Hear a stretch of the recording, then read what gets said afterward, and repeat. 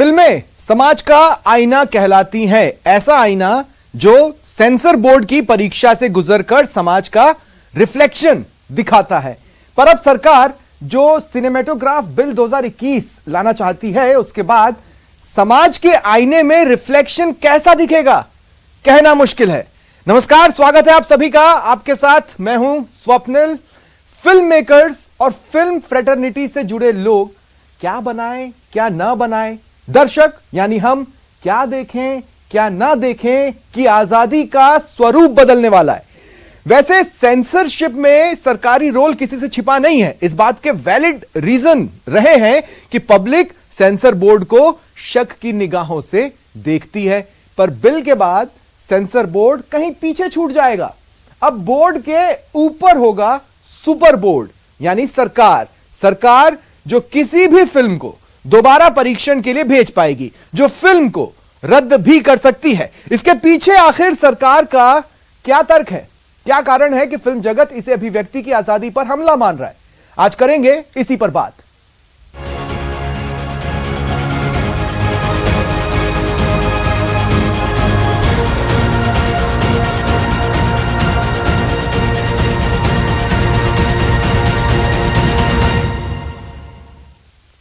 जो कुछ भी अमेंडमेंट्स हैं, जो कुछ भी सुझाव लिए जा रहे हैं, जो कि 2 जुलाई को सुझाव देने की अंतिम दिन था उस बिल को लेकर, उसमें कुछ बातें हैं जो खट्टी हैं, कुछ बातें हैं जो मीठी हैं, कुछ खट्टा कुछ मीठा। ये बिल प्रथम दृष्टिया नजर में आ रहा है। देखिए, बिल की खास बातें मैं आपको बता देता हूं।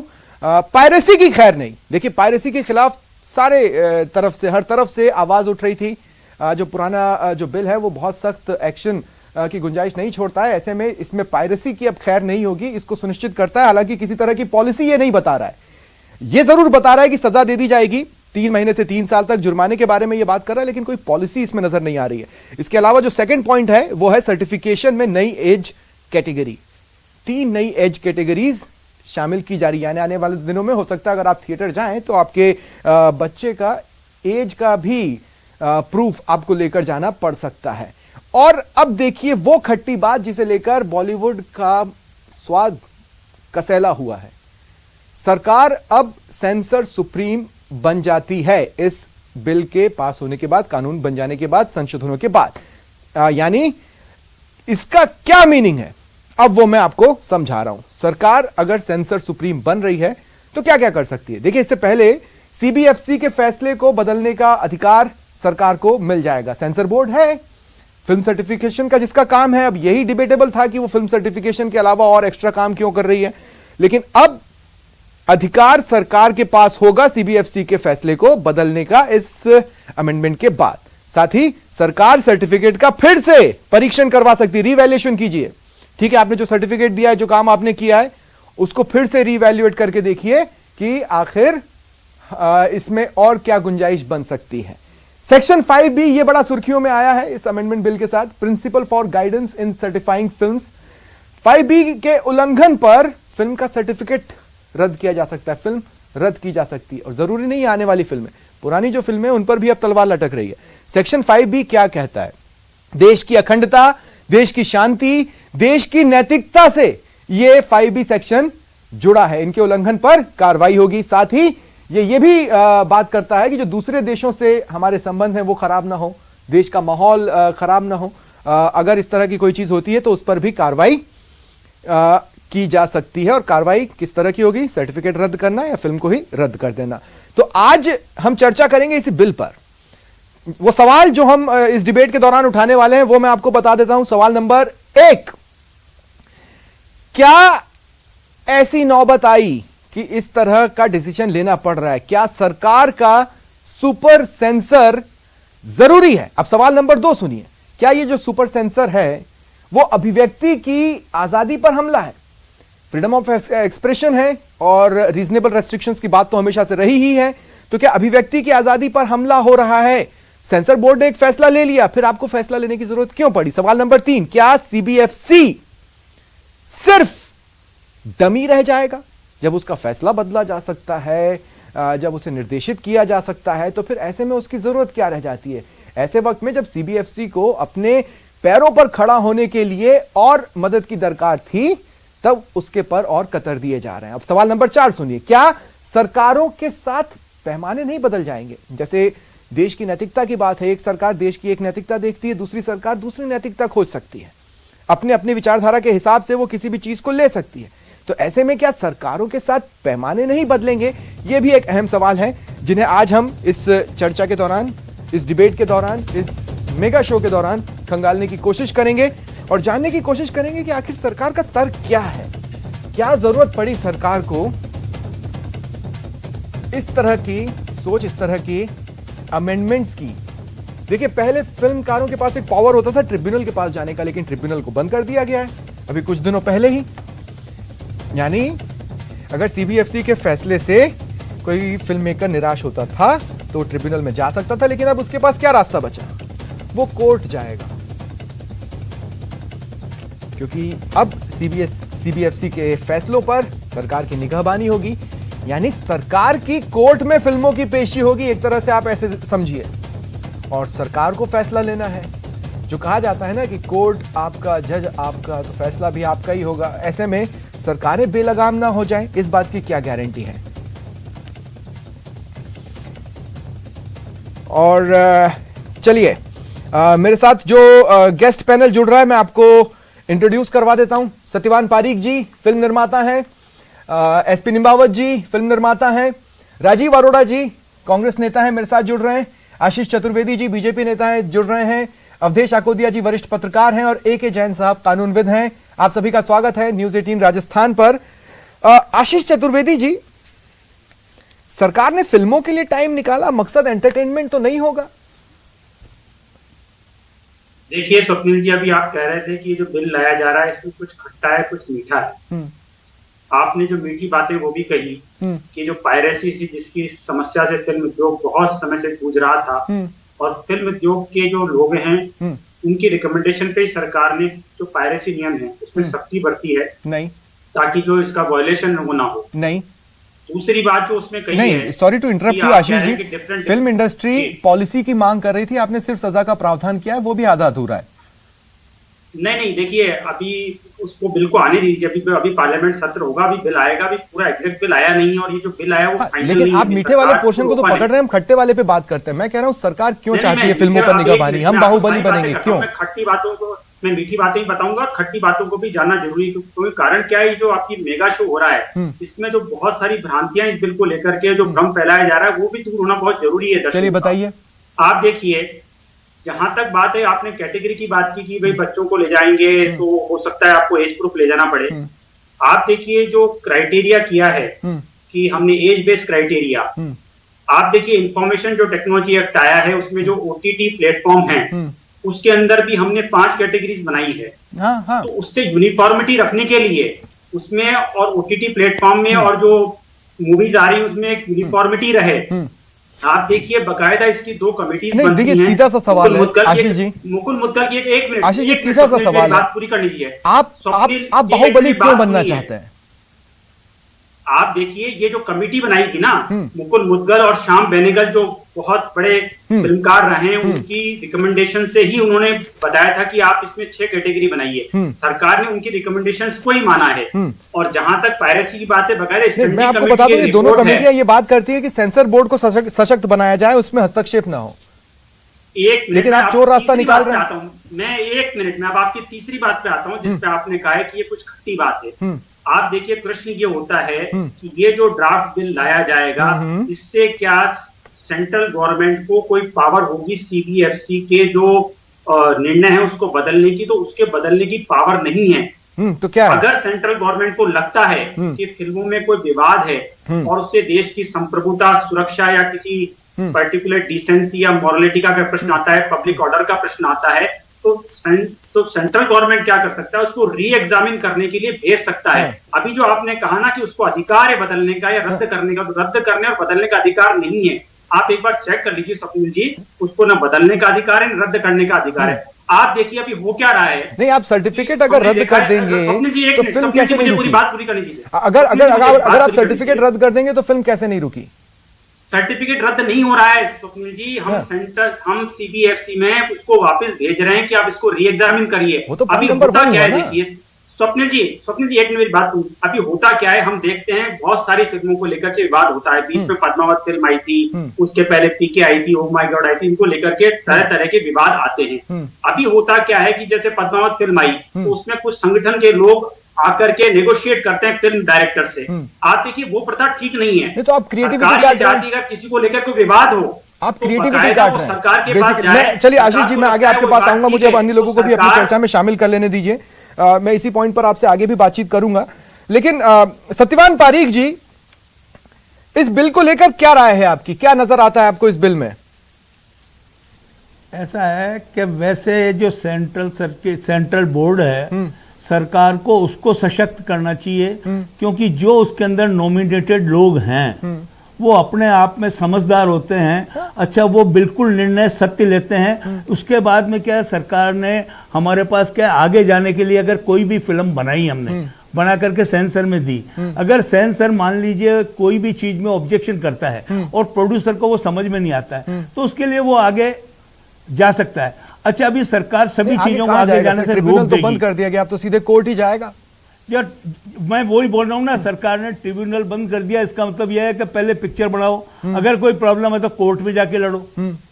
तो कोर्ट में बनाएगा तो फिल्म बनाएगा या कोर्ट में जाएगा। तो इसलिए क्या है कि यह सरकार को बिल्कुल दोबारा से सोचना चाहिए। अगर जो सेंसर बोर्ड है इसको आप सशक्त बनाओ, जो ये अपना पूर्ण रूपेण, अच्छा वैसे क्या है कि सेंसर बोर्ड अपना पूरा काम कर रहा है। अच्छा, जरूरी नहीं है हर चीज से हर आदमी को। क्या डर के साए में क्रिएटिव वर्क हो सकता है? क्योंकि डर का साया तो ये क्रिएट कर रहा है, डर के साए में क्रिएटिव वर्क हो सकता है।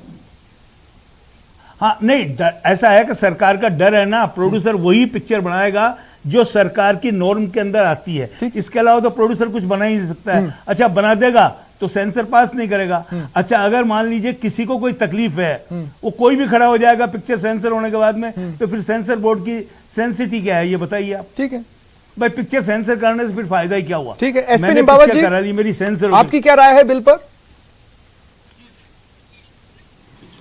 जी सर, मैं आपको बता दूं कि मैं सरकार का इस विषय को सरकार ने उठाया, मैं उसका स्वागत करना चाहता हूं सर। और बहुत अच्छा कदम है ये। 2013 में भी हुआ था जब मनमोहन जी की सरकार थी, 2016 में भी इसके प्रयास हुए थे, और अब जाके ये मामला जब सेंसर में इस तरीके से हुआ है कि जो प्राइवेसी को लेकर, देश की संप्रभुता को लेकर जो भी विवाद सामने आए उसको लेकर अगर सरकार कुछ सेंसर बोर्ड पर कैंची ना चलाकर, इनको कैंची चलाने का कोई है ही नहीं। सरकार ये चाहती है कि एक अच्छी फिल्म बने, दर्शकों तक एक अच्छी फिल्म जाए, तो ये नौबत ना आए। और नहीं, लेकिन फैसला है सरकार का। लेकिन निम्बावत जी, मुझे एक बात बताइए, समाज के काले साइड को भी फिल्में उभार कर सामने लाती हैं, बनी है तो अच्छी नहीं थी क्या? ऐसा तो नहीं है कि समाज के काले साइड को उभार कर नहीं लाती? क्या फिर उन विषयों को टच ना किया जाए? क्योंकि सेंसिटिव तो फिर आप जानते ही हैं, देश किसी भी चीज में सेंसिटिव हो सकता है। भाई, इसका मतलब तो यह है कि जो भी सरकार चाहेगी वही बना सकता है निम्बावत जी।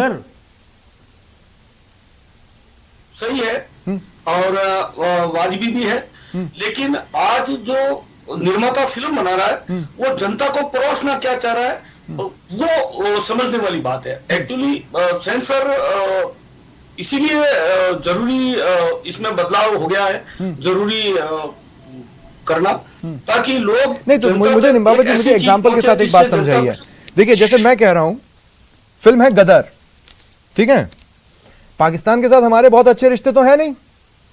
अब वो फिल्म आई तो अगर कभी सुधरने की गुंजाइश भी है तो वो फिल्म उन संबंधों को खत्म कर सकती है, तो हम गदर को रोक देते हैं।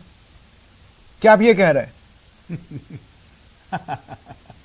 देखिए, वो जो बात आप गदर की कर रहे हैं वो 20 साल पहले की कर रहे हैं। आज अब बदलाव का दौर है और इस बदलाव में अगर सरकार कुछ फैसला ले रही है तो हमें उसका स्वागत करना चाहिए। और आज वो गदर वाला जमाना चला गया है सर, आज वेब सीरीज का जमाना आ गया है, आप खुद देख रहे हैं। ठीक है, तो वेब सीरीज में हमारे जासूस इंग्लैंड में जाकर कई कदमों पर हारते नजर आते हैं, क्या कहा जाए इस पर? बस उसी को लेकर इस सरकार के इस फैसले का जो हम लोग स्वागत कर रहे हैं और हमें बड़ी खुशी है। ठीक है, कि आता हूं मैं निम्बावत जी, आगे भी आपके पास आता हूं। राजीव अरोड़ा जी, मैं देखिए, होता क्या है ना, एक वक्त था जब कुछ फिल्में आपको अनकंफर्टेबल कर देती थी और आपके बिहेवियर में वो दिखता था, जैसे आंधी फिल्म रही या फिर किस्सा कुर्सी का रही जिसके प्रिंट्स तक जला दिए गए थे। तो ऐसी बैकग्राउंड वाली पार्टी इस बिल पर क्या सोच रही है जानना मेरे लिए बहुत इंटरेस्टिंग है, इसलिए मैं पूछ रहा हूं आप क्या कहते हैं इस बिल पर। स्वप्निल, पहले तो एक बात आपको मैं बता दूं, मैं कांग्रेस पार्टी को तो बिलोंग करता हूं, लेकिन मैं central board of film certification में 2 टर्म तक सेंट्रल बोर्ड का मेंबर रहा हूं। शर्मिला जी जब चेयरमैन थी, मैं हिंदी को रिप्रेजेंट करता था और मैंने सीबीएफसी की जो सेंसर बोर्ड कहलाता है आम नागरिक की भाषा में, उसको बहुत नजदीक से देखा है और उसको मैं अच्छी तरह से जानता हूँ। पहली बात तो ये जो एक्ट लेके आया जा रहा है, वो कोई भी जब नया एक्ट लाया जाता है उसमें 30 दिन का नोटिफिकेशन जनता से मांगा जाता है कि आप अपनी राय इसके विषय में दें। ये अमेंडमेंट एक्ट 18 जून को इसके बारे में नोटिफिकेशन निकला और 2 जुलाई तक का टाइम दिया गया, ठीक है, 14 दिन का। तो पहली बात तो ये है कि सरकार की नीति और नीयत के अंदर साफ फर्क नजर आता है। वो चाहती है जल्दबाजी में इस एक्ट को पास करा दिया जाए और कहा जाए कि ये कार्रवाई पूरी हो गई। दूसरी बात ये है, व्हाट इज सीबीएफसी? सीबीएफसी के जो चेयरमैन होता है वो उस सरकार के द्वारा नॉमिनेटेड होता है और उसके जो मेंबर्स होते हैं वो सरकार नहीं, पर मुझे ये बताइए ना, आज तक जब सीबीएफसी अपने पावर्स को ब्रीच करता था तब किसी ने उसमें सुधार की जरूरत नहीं महसूस की। आज सीबीएफसी के ऊपर ही किसी को बिठा देंगे। मेरी बात तो सुनिए, अभी दूध का दूध पानी का पानी हो जाएगा। मैं 3 आईएनबी मिनिस्टर के संग मैंने काम करा है, रंजन दास मुंशी से लेके उसके बाद तक। अब मुझे अच्छी तरीके से मालूम है कि इसमें जो नॉमिनेशन होता है वो लोग होते हैं जो साहित्य के क्षेत्र में, कल्चर क्षेत्र में, फिल्मों के क्षेत्र में होते हैं, लेकिन निश्चित रूप से वो सरकार की नजर के अंदर उपयुक्त व्यक्ति होते होंगे। तो अगर आपने जिसको गणेश बनाया, मिट्टी से बनाया, जो बोर्ड बनाया, आपको उस पर अविश्वास है क्या? केंद्र सरकार और central board of film certification अलग अलग काम करते हैं क्या? सीबीएफसी जो है वो एक अलग इंडिविजुअल बॉडी है जो सरकार से गाइडेड नहीं होती या जिसके अंदर सरकार के नुमाइंदे जुड़े हुए नहीं होते? तो निश्चित रूप से सरकार पर उसमें केंद्र का हस्तक्षेप नहीं होता ना। मैं क्या कह रहा हूं, कर्नाटक हाईकोर्ट ने कहा, बाद में सुप्रीम कोर्ट ने एंडोर्स किया। बात सुनिए, 2020 के अंदर 2002 के अंदर कर्नाटक हाईकोर्ट का भी फैसला आया, सुप्रीम कोर्ट का फैसला आया और ये साफ कहा सीबीएफसी जो पास कर देगी उसके खिलाफ सरकार कार्रवाई नहीं कर सकती। क्या होता था, फिल्म निर्माता अगर कोई हम सीन काटते थे उसके खिलाफ अपीलेट ट्रिब्यूनल में जा सकता था। अब अभी मार्च अप्रैल के अंदर अपीलेट ट्रिब्यूनल को बंद कर दिया गया। तो उस फिल्म निर्माता को सीबीएफसी से शिकायत होती थी तो एक अपील करने की जगह थी, लेकिन केंद्र सरकार को हस्तक्षेप करने का अधिकार नहीं था। अब जो अधिकार आ गया है वो गलत है, निश्चित रूप से गलत है। 10 साल पुरानी फिल्म को भी आप 5B के नाम के ऊपर आप उसका सर्टिफिकेशन 10 साल, 20 साल, 25 साल उसकी विचारधारा हरिश्चंद्र तक चले जाइए, किसी भी उस पर अधिकार मिल जाएगा और फिर एक बार सर्टिफिकेट गया तो हमेशा के लिए गया। बता रहा हूं, लेकिन ठीक है, मैं आगे आपके पास आता हूं। एके जैन साहब, मैं आपके पास आ रहा हूं। एके जैन साहब, रीजनेबल रिस्ट्रिक्शंस की बात तो पहला एक्ट भी करता है। मैं आपसे ये पूछ रहा हूं कि अगर चेंजेस किए जा रहे हैं, सुप्रीम कोर्ट कह चुका है कि केंद्र को हस्तक्षेप नहीं करना चाहिए सीबीएफसी के फैसले के बाद, तो वो स्टैंड करेगा कोर्ट में?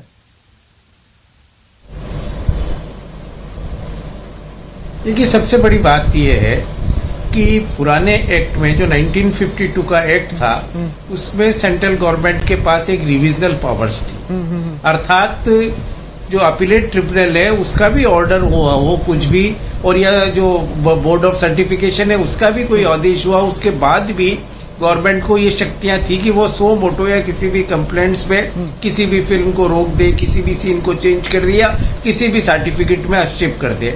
और उसको जो कर्नाटक हाई कोर्ट के निर्णय और उसके बाद सुप्रीम कोर्ट के जज में उसको अनरीजनेबल माना था और उसको डिफंक्ट कर दिया था कि ये रिविजनल पावर पे एक्सरसाइज नहीं की जा सकती सेंट्रल गवर्नमेंट का था। अब इस एक्ट के द्वारा इनडायरेक्टली उस पावर को वापस लेने की कोशिश की जा रही है। वो ये कोशिश कर रहे हैं कि ठीक है, हम निर्णय बदल तो नहीं सकते परंतु रोक सकते हैं और रोकने के बाद उसे रिकंसिडर के लिए भेज सकते हैं। तो आपको जो डायरेक्टली पावर्स आपकी सुप्रीम कोर्ट हाई कोर्ट ने कैंसिल कर दी, आपको लेजिस्लेशन के थ्रू उसको वापस लाने की एक कोशिश की जा रही है। और पिछले कुछ समय से निरंतर हो रहा है कि अगर जो सबसे बड़ा विक्टिम हिंदुस्तान में है तो वो है पर्सनल लिबर्टी और फ्रीडम ऑफ एक्सप्रेशन। कभी आप किसी धर्म को खुश करने के नाम पर, कभी किसी जाति को खुश करने के नाम पर आपकी जो क्रिएटिविटी और फ्रीडम ऑफ एक्सप्रेशन है उसको बुरी तरह कर्टेल किया जा रहा है, और ये भी उसी दिशा में बढ़ाया हुआ एक नया कदम है। वैसे एंटी सोशल तो फिर बहुत सी चीजें हैं, आप उसको किस तरह से डिफाइन करेंगे? क्या ये बिल उस तरफ जाता आपको दिख रहा है? और दूसरी बात यह कि जब आप कहते हैं देश की नैतिकता के खिलाफ, देश की नैतिकता क्या?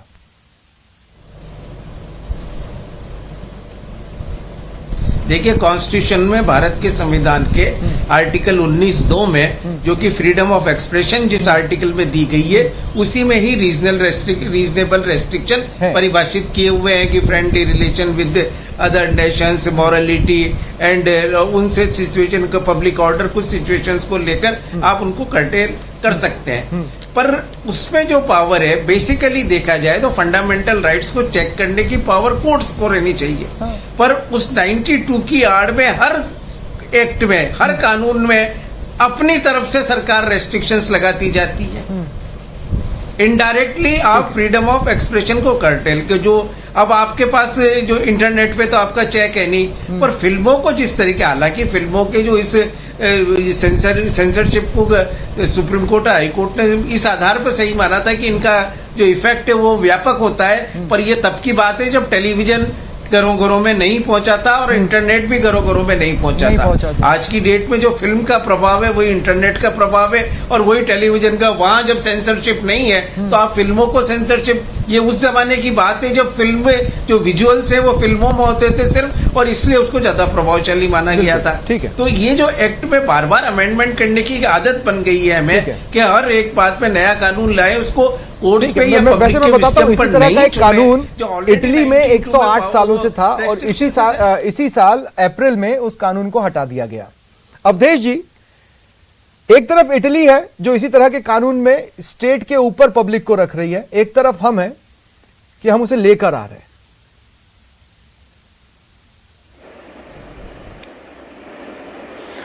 स्वप्निल जी, देखिए, भारत के संविधान के हिसाब से जो हमारा देश है वो एक वेलफेयर स्टेट है, तो सरकार को लोगों के वेलफेयर के काम पर ज्यादा ध्यान देना चाहिए। मेरे हिसाब से ये जो पूरी एक्सरसाइज है ये बिना मतलब की है और जो पूरी की पूरी फिल्म इंडस्ट्री है उस पर नियंत्रण करने की है। नियंत्रण करने की इस दृष्टि से है, जैन साहब ने अभी पूरा कानूनी दृष्टि से सारी चीज समझा दी है, मैं उसको रिपीट नहीं करना चाहता हूं। देखिए, आपने उसकी रेंज को इतना वाइड कर दिया है, नैतिकता, संप्रभुता, इसके दायरे में आप किसी भी चीज को लपेट सकते हैं, किसी भी चीज को। आप पुरानी किसी भी फिल्म का नाम बता दीजिए, मैं उसमें 4 बातें निकालूंगा, ये नैतिक रूप से ठीक नहीं है, ये देश की संप्रभुता को नुकसान पहुंचा सकते हैं। तो आप इस तरह से नियंत्रण करना चाहते हैं तो इससे आसान तरीका है, फिर आप खुलेआम करिए। आप ऐसा कीजिए, आप अपने यहाँ सरकार को चाहिए, सेंट्रल गवर्नमेंट को रिक्रूट कर ले कुछ स्क्रिप्ट राइटर्स को और स्क्रिप्ट लिखवा ले उनसे, साल की 200, 300, 400, 500, और बोले कि किसी को फिल्म बनानी है तो स्क्रिप्ट ले जाइए और बनाइए।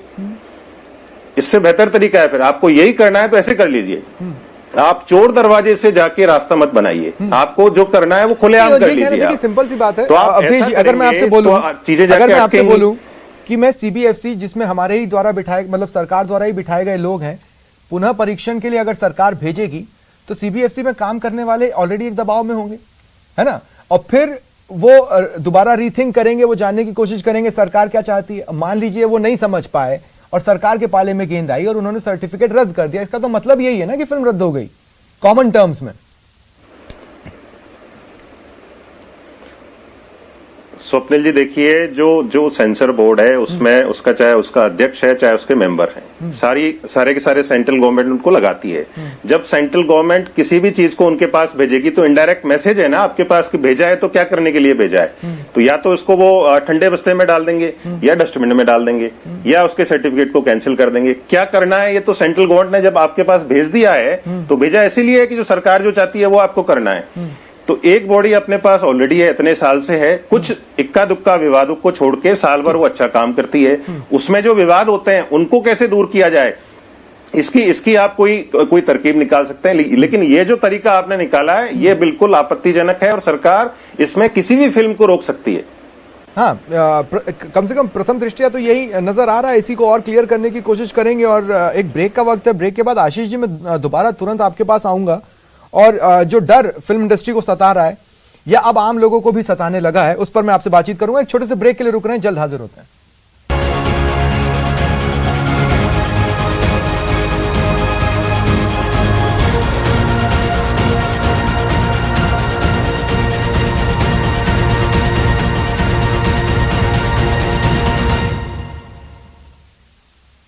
ब्रेक के बाद स्वागत है आप सभी का। सीधे डिबेट का रुख करते हैं।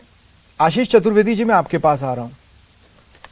मान लीजिए कि पहले किसी तरह का बवाल नहीं हुआ, जब फिल्म आई सीबीएफसी ने एक सर्टिफिकेट दिया और फिल्म रिलीज हो गई, उसके बाद किसी ने आपत्ति जताई, तब क्या आपका एक्ट उसमें लागू नहीं होगा? तब तो आप सर्टिफिकेट रद्द करेंगे ना, 5B का हवाला देते हुए। देखिए स्वप्निल जी, 2014 से जब से नरेंद्र मोदी जी के नेतृत्व में केंद्र में सरकार बनी है, सेंसरशिप को लेकर के, मीडिया की आजादी को लेकर के कई तरह की बातें आ रही है जो आधारहीन है और तथ्यहीन है। आप देखिए कि न्यूज चैनल्स की अगर हम बात करें, चाहे यूट्यूब पे कंटेंट की बात करें, चाहे न्यूज़पेपर्स की बात करें, चाहे सोशल मीडिया प्लेटफॉर्म्स की बात करें, सरकार के पक्ष में और विरोध में तरह तरह की बातें लिखी जा रही है और कोई रोक टोक उनपे है नहीं। देखिए आप, और अगर हमको रियल सेंसरशिप अगर देखना है तो हमको इमरजेंसी का वो दौर भी याद करना चाहिए जब न्यूज़पेपर में क्या छपेगा, क्या लाइन छपेगी, हाँ, क्या नहीं छपेगी। क्या देश उससे आगे नहीं बढ़ा? मेरी बात सुनिए। नहीं देखिए, मैं प्रॉब्लम क्या है ना कि समय की मेरे पास कमी रहती है, मुद्दे से भटक जाते हैं इस तरह की बातों को निकाल के। मैं आपसे ये पूछ रहा हूँ कि मान लीजिए किसी फिल्म को सर्टिफिकेट मिल गया, वो रिलीज हो गई, उसके बाद आपत्ति आई, तो सरकार कुछ नहीं कर सकती? या ये एक्ट आपको ताकत देता है कुछ करने का? देता है ना? एग्जैक्टली, ये सरकार को ताकत नहीं देता है, सरकार को एक कॉन्स्टिट्यूशनल अथॉरिटी देता है कि देता अगर है ना? इस तरह से कोई विवाद उत्पन्न होता है तो सरकार उसको सीबीएफसी के पास दोबारा रिकमेंड कर सकती है। अरे भाई, रिलीज फिल्म को दोबारा सीबीएफसी के पास कैसे आप रिकमेंड करेंगे? फिल्म रिलीज हो गई। अभी होता क्या है स्वप्निल जी, फिल्में रिलीज होती, हमने देखा पद्मावत रिलीज हुई, उसके बाद विवाद हुआ, फिर क्या हुआ कि जो फिल्म के प्रोड्यूसर डायरेक्टर है उनको अनकॉन्स्टिट्यूशनल अथॉरिटी से डील करना पड़ता है। आप देखिए, एक कोई समाज का प्रतिनिधि खड़ा हो जाता है कि आप उन्हें बचा कर रहे हैं, आप तो उन्हें फंसा रहे हैं कि आप एक पर्टिकुलर टाइप की फिल्में बनाओ।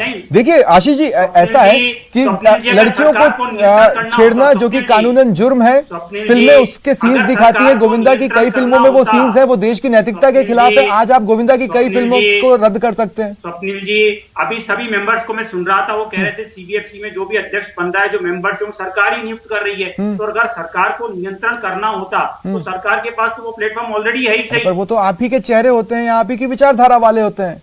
मैं आपसे एक बात बोलता हूं, देखिए आपने 2 कमिटियों की बात की, मैं पहली बात करता हूं जस्टिस मुकुल कमेटी की। उन्होंने कहा फिल्म के सीन्स ना काटे जाएं और बोर्ड सिर्फ फिल्म का सर्टिफिकेशन दे, ठीक है, और एफसीआईटी का अधिकार क्षेत्र बढ़ाया जाए, ये कहा था आपकी कमेटी ने। आपकी श्याम बेनेगल कमेटी ने भी कहा एफसीआईटी का अधिकार बढ़े, आपने उसको बंद किया, आपने कमेटी को फॉलो नहीं किया। स्वप्निल जी मुझे बताइए कि सीबीएफसी से क्लियर होने के बाद विवाद होता है या नहीं होता है, मुझे बताइए। बाबा होता है, पर मैं आपसे क्या कह रहा हूं, विवाद किस चीज पे नहीं होता? ऐसा है कि जब पुलिस है उसके बाद भी काम हो जाए ना, क्या मैकेनिज्म होना चाहिए मुझे बताइए ना। मैकेनिज्म सर, आपने सीबीएफसी बॉडी ही उसलिए बनाई है, आज आप उसे डमी कर देंगे। अभी क्या हो रहा है कि कुछ ठीक, मैं हुड़दंगी लोग आ जाते हैं, डिबेट खोल रहा हूं, और भी 2 वॉइसेस मुझे सुनाई दे रही हैं। सत्यवान जी कुछ कहना चाह रहे हैं, सत्यवान जी क्या कह रहे हैं? काम है, बिल्कुल क्या बात है, ऐसा है, ये एक जो कर रहे हैं ये गलत है, एक व्यापारिक काम है। मैंने आज करोड़ों रुपया लगा के फिल्म बनाई, अगर आप मेरी उससे राजी नहीं है, मैंने संविधान के हिसाब से काम किया है, उसके बाद में अगर सरकार खुश नहीं है, मेरी पिक्चर को तो रोक देंगे। अच्छा, एक बार फिल्म रुक गई,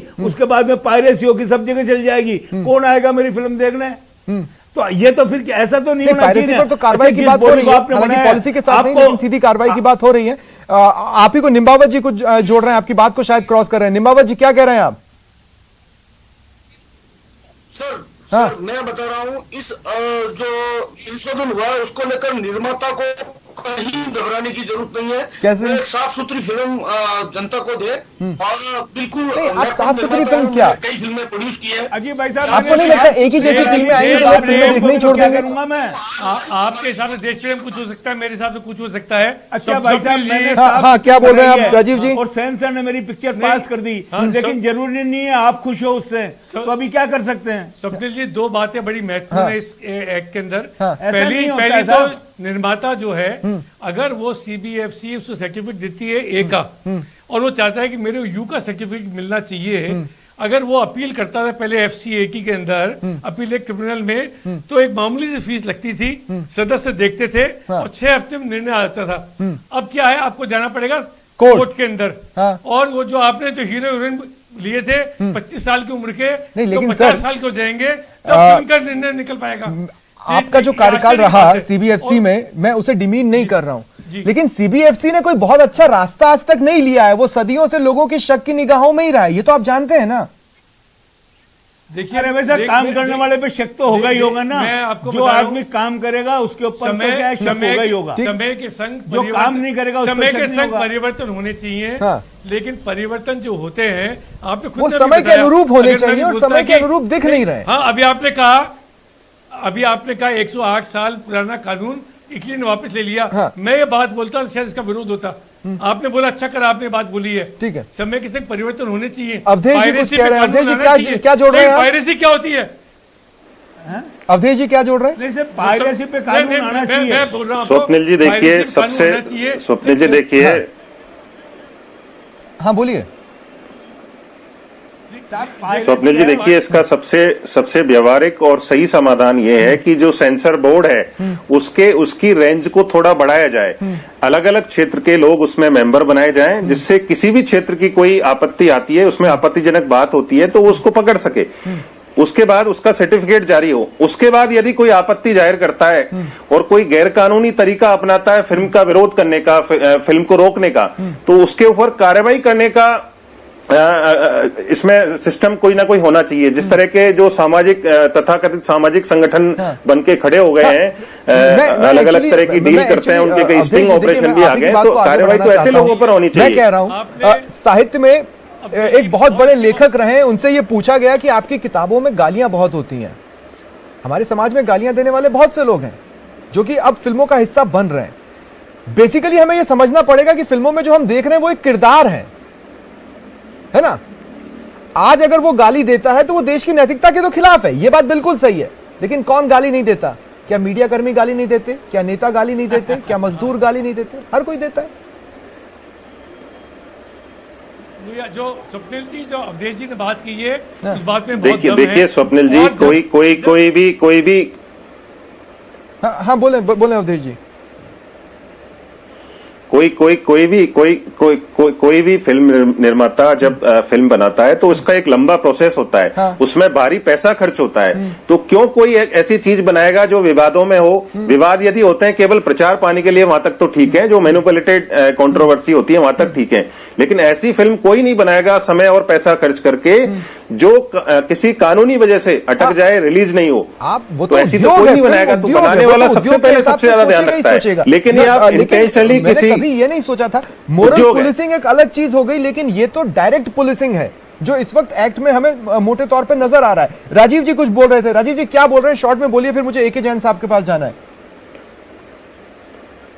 अवधेश जी ने जो बात कही है उस बात में बहुत दम है। समय समय पे CBFC भी कभी कोई ऐसा विषय आता है जिसमें एक्सपर्ट की राय लेने की जरूरत पड़ती है, तो उनको बुला के भी राय ली जाती है, उनको दिखाया जाता है। CBFC अपने आप के अंदर एक संवैधानिक शक्ति है, एक संस्था है। उसको कम करने से निश्चित रूप से अभिव्यक्ति की स्वतंत्रता के अधिकार का हनन होता है।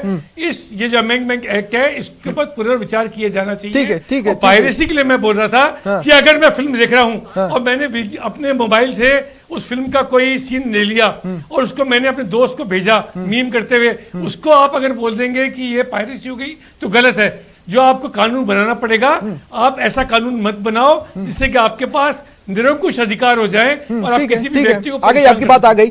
AK जैन साहब, मैं आपके पास आ रहा हूं। एके जैन साहब, ये देखिए, अमेंडमेंट्स वक्त के साथ होते हैं जो वक्त के अनुरूप होते हैं।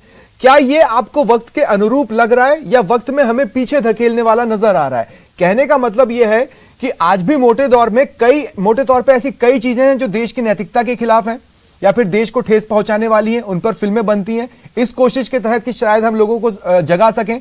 लेकिन अगर मेजॉरिटी में लोग एक जैसा ही सोच रहे हैं तो फिर तो कार्रवाई होगी, है ना? तो ये देश के अनुरूप है, वक्त के अनुरूप है या वक्त में पीछे धकेलने वाला है? देखिए, कहने को तो हम दुनिया की सबसे बड़ी डेमोक्रेसी, परंतु हम कानून वो लाना चाहते हैं जो डिक्टेटोरियल रेजिम्स में या थियोक्रेटिक स्टेट्स में लगाए जाते हैं। जो समकालीन डेमोक्रेसीज हैं, फ्रांस है, ब्रिटेन है, जो धीरे धीरे राजपथ से जनपद की ओर आए हैं, अमेरिका है, और जो डेमोक्रेसी फ्लरिशिंग डेमोक्रेसीज हैं। अब बताएं कि उन किन राज्यों में हमारे यहाँ की तरह के कठोर सेंसरशिप कानून है, कहाँ पर अभिव्यक्ति की स्वतंत्रता को इतना बार बार कभी किस तरीके से कर्टेल किया जाता है। मॉरलिटी एक वाइड टर्म है।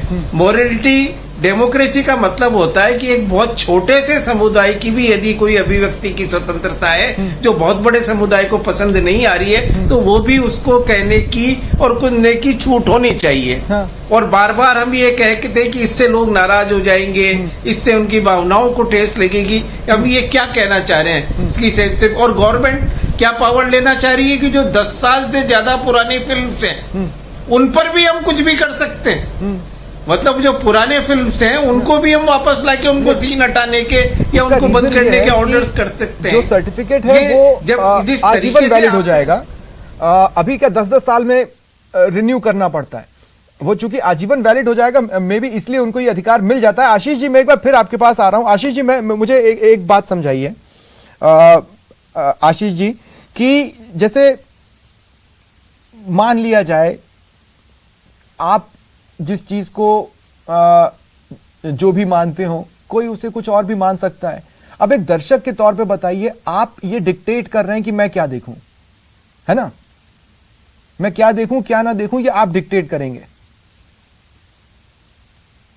देखिए स्वप्न जी, कहीं कोई डिक्टेशन हो नहीं रहा है। अभी राजीव जी ने प्रश्न उठाया था कि अगर वो फिल्म का कोई सीन है और वो अपनी मोबाइल से किसी मित्र को भेज देते हैं तो क्या वो उल्लंघन माना जाएगा पायरेसी का? तो उसमें प्रावधान में बहुत अच्छे से लिखा हुआ है कि जहां पे आप फेयर यूज करेंगे प्रिंसिपल ऑफ कॉपीराइट एक्ट 1957 का, वहां पे तो सबसे परमिसिबल है।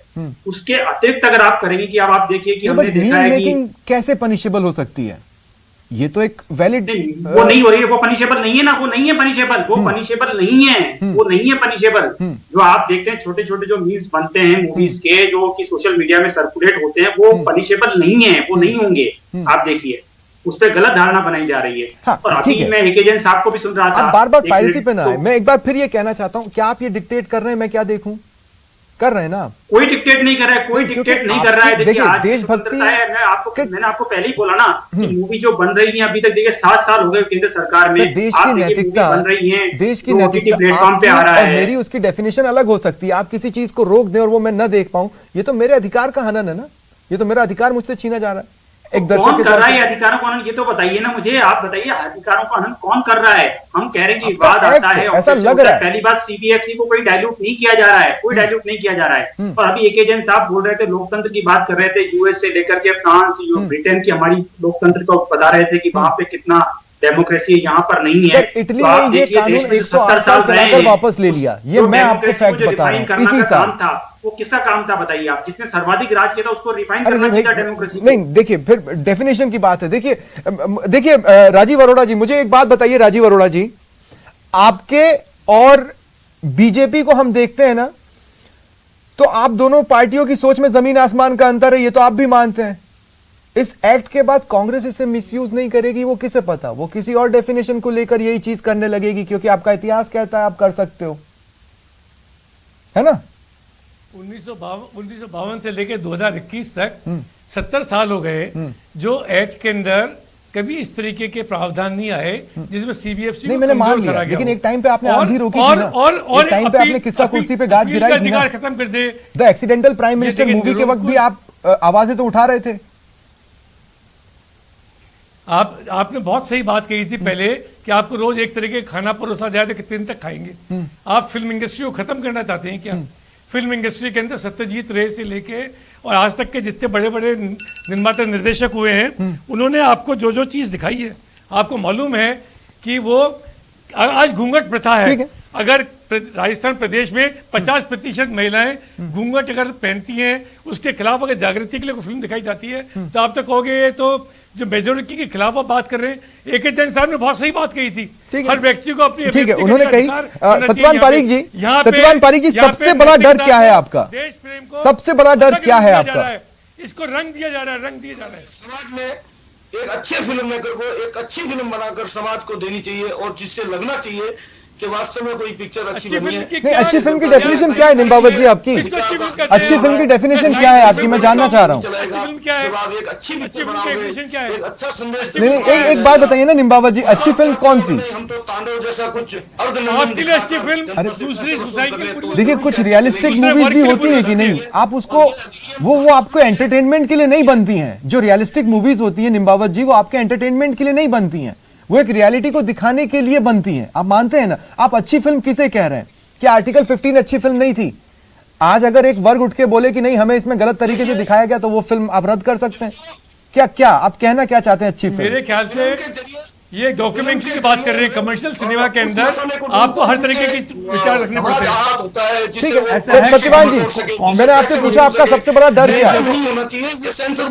देखिए सर, ऐसा है, ये एक व्यापारिक काम है, ये एक व्यापारिक काम है। अच्छा, कोई भी व्यापारी कभी भी ये नहीं चाहेगा कि वो देश के अगेंस्ट कोई काम करे, लेकिन वो जो अभिव्यक्ति उसने कर दी, भाई साहब ने अभी बोला 10 साल पहले फिल्म कोई रिलीज हुई, उसको करोड़ों आदमियों ने देख लिया, आप बोलो भैया अब उसमें गलती थी, तो फिर वो सही कहां हो जाएगी? क्योंकि वो तो देख चुके हैं, तो उसके अंदर कहां से आ जाएगी? घाटे का सौदा हो सकता है एक उद्योग के तौर पर। अवधेश जी, मैं आपके पास फाइनल कमेंट के लिए आ रहा हूं। मेरे पास 2 मिनट बचे हैं और मैं 2 मिनट आपको दे रहा हूं। अवधेश जी, मैं सिर्फ इस बात पर लेना चाहता हूं कि क्या बेटर ये नहीं होता कि एक काम करो, आप सीबीएफसी बंद कर दो और अपने कार्यकर्ता जो कि या फिर बड़े बड़े पदाधिकारी है उनको दायित्वधारी बना दो और बोल दो ये तुम संभाल लो।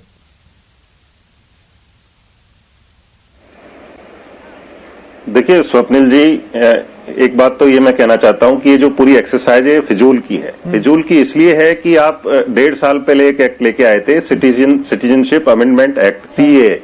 अभी तक उसमें नागरिकता कैसे मिलेगी उसके नियम नहीं बने हैं। आपने वहां तो अपना दिमाग खपाया नहीं, सरकार ने इन बेकार की चीजों में अपना दिमाग खपा दिया। जो भारत का संविधान देश के हर नागरिक को जिस अधिकार को देता है उस पर अतिक्रमण करने के लिए एक आप नया कानून लाए थे, उसके नियम तो आपसे अभी तक बने नहीं। आप नए नियम यहाँ पर लेके आए हैं हमारी जो अभिव्यक्ति की स्वतंत्रता है उसको रोकने के लिए। 2 उदाहरण मैं आपको देता हूँ। बन गया, आपने जो बोला उसके हिसाब से जरूरी सवाल बन गया है। मैं चलिए आशीष जी, मैं फाइनली सिर्फ आपसे ये पूछना चाह रहा हूं, आज नहीं, आज से 5 साल, 10 साल, 20 साल, 50 साल, 70 साल, आपको जितना भी लगता है, जितना भी समय आपके पास केंद्र में रहे, मैं आपसे ये पूछना चाहता हूं कि आप हर एक क्षेत्र को छूकर अपनी छाप छोड़कर जाना चाहते हैं, सिर्फ इसीलिए इसको भी टच कर रहे हैं? नहीं, निश्चित रूप से जो सरकारें होती है उसका क्या काम होता है कि वो समाज के हर क्षेत्र में सुधार करे। ऐसा तो होता नहीं। ठीक है, तो फिर ये पता चलेगा आने वाले समय में कि ये कितनी छाप छोड़ पाता है। बहुत बहुत शुक्रिया आप सभी का मेरे साथ जुड़ने के लिए और इस चर्चा में शामिल होने के लिए। फिलहाल इतना ही, नमस्कार।